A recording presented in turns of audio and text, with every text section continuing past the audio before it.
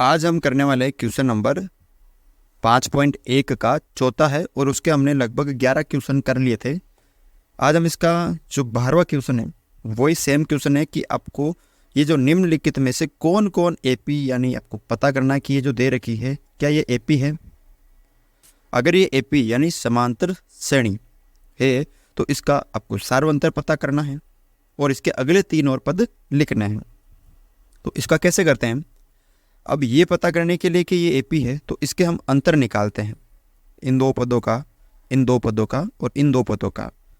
अगर इन सब का अंतर बराबर आ जाता है तो ये एपी होती है और उसको हम क्या कहते हैं? सार्वंतर कहते हैं ना। तो देखो लिखते हैं हल। तो कैसे? सबसे पहले A2 में से A1 आपको माइनस करना है। A2 है √8, उसमें से माइनस करना √2। ठीक है। अब देखो √8 को आप लिख सकते हो 2√2 माइनस √2। अब ये 2√2 है, कितने √2 है? ये 2 और ये 1√2 है। इसके आगे एक लिख सकते हैं ना अपन। तो ये √2 कितने हैं? 1। ये कितने हैं? 2। 2 में से 1√2 चला गया तो पीछे 1√2 बचा। ठीक है। इसी तरह अगला पद, तीसरे में से दूसरा माइनस करते हैं, यानी तीसरा A3 में से दूसरा पद माइनस करते हैं।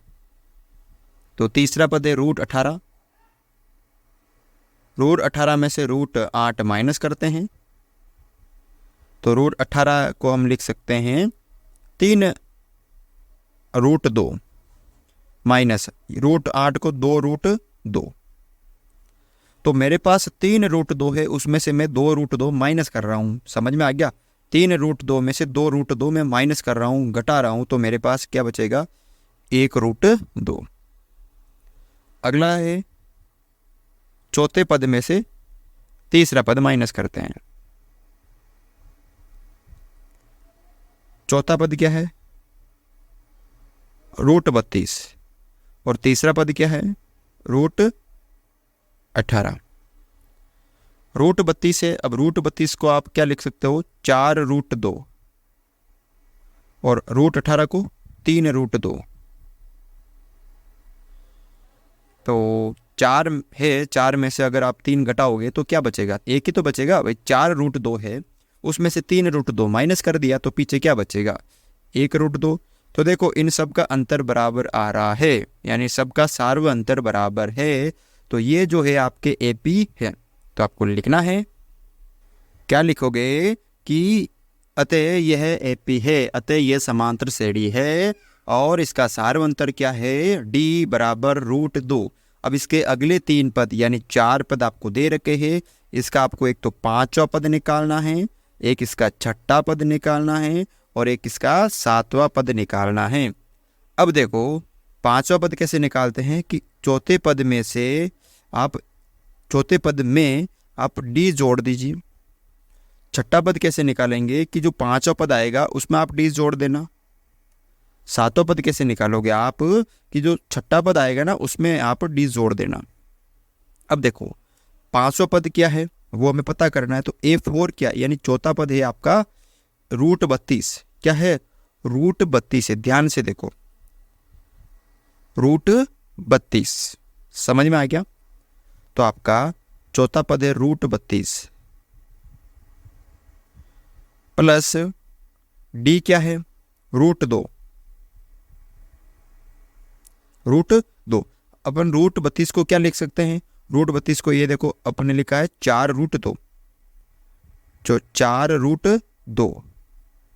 तो इसमें आप इसको आगे और सरल कर सकते हो। देखो कैसे? √32 आ गए यहाँ पे प्लस ये √2। तो अब 4 और 1 कितने हो गए? 5 रूट हो गए ना, 5√2। अब ये सारे के सारे रूट में आ रहे हैं। अब रूट का मतलब है √2 तो है, तो 25 आएंगे तभी तो 25 का अपन वर्गमूल करते हैं तभी तो 5 बाहर आते हैं ना। तो इस 5 को क्या लिख सकते हैं? 25 के अंदर रूट लिख सकता हूँ ना मैं, कि जब हम 25 का रूट करेंगे तो 5 आ जाएगा और इधर ये √2, तो ये हो जाएगा आपका √50।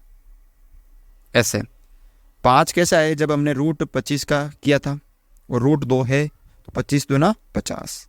इसी तरह देखो छठा पद निकालने के लिए ये पाँचवा पद क्या आया अपना, रूट 50 आया, रूट 50 आ गया। अब रूट 50 कैसे आया था, 5 रूट 2 से, 5 रूट 2 से, और इसमें डी यानी रूट 2 जोड़ देते हैं। तो रूट 50 का मतलब है 5 रूट 2, इसमें आप रूट 2 जोड़ दो यानी डी जो सार्वंतर है, तो आ जाएगा 6 रूट 2। 5 और 1 कितना हो जाएगा, 6 हो जाएगा ना। अब देखो यहाँ पर 6 कब आता है, जब हम 36 का क्या करते हैं, रूट करते हैं और गुणा रूट 2, तो 36 को 2 से गुणा कर दो, 36 देना 72, तो यहाँ पे क्या आ जाएगा, 72 आ जाएगा। अगला देखो 7वां पद, छठा पद क्या आया था अपना, रूट 72, इसमें आप डी यानी रूट 2 जोड़ दीजिए।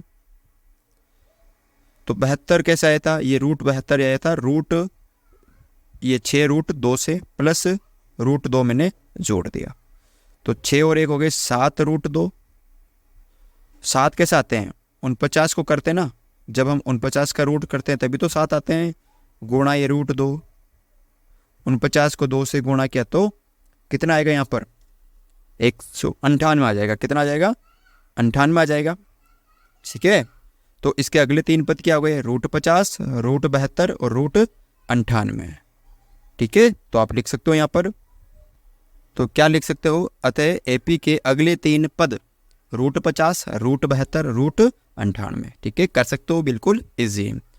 ठीक है, तो आज के वीडियो में बस एक क्वेश्चन था। अगर वीडियो आपको अच्छा लगा, वीडियो को लाइक, चैनल पर नए हो तो चैनल को सब्सक्राइब जरूर करें।